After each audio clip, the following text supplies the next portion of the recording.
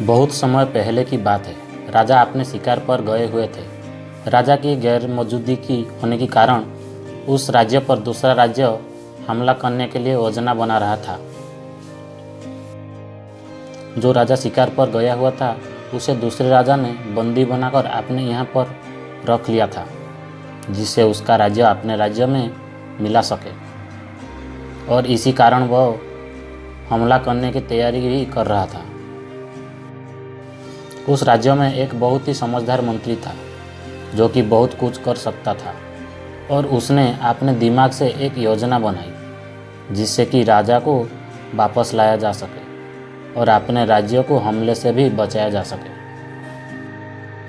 जब दूसरे नगर का राजा सीमा पर पहुंचा तो उसने हमला करने के लिए राज्य को चेतावनी दी और कहा कि अगर वो युद्ध करने आना चाहते हैं तो हम तैयार हैं।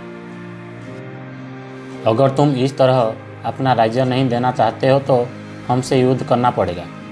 युद्ध करने के लिए और राजा उस राज्य में नहीं है, हमारे यहाँ पर बंदी बना लिया गया है।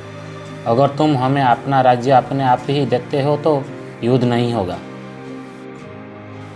पर मंत्री ने ऐसा नहीं सोचा था। उसने राजा से बात करने के लिए एक दिन का समय मांगा।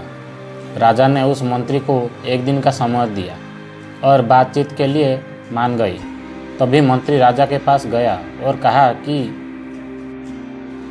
अगर तुम हमारे राजा को छोड़ देंगे तो हम तुम्हें एक ऐसा रहस्य बताएंगे जिससे तुम्हारा राज्य और अमीर हो जाएगा। दूसरे नगर का राजा इस बात के लिए तैयार हो गया और राजा को छोड़ दिया। जब राजा को छोड़ा गया तो मंत्री से मिला और पूछा कि तुमने राजा से क्या कहा था। मंत्री ने कहा कि मैंने आपको छुड़वाने के लिए उन राजाओं को बहुत सारा धन देने के लिए कहा था।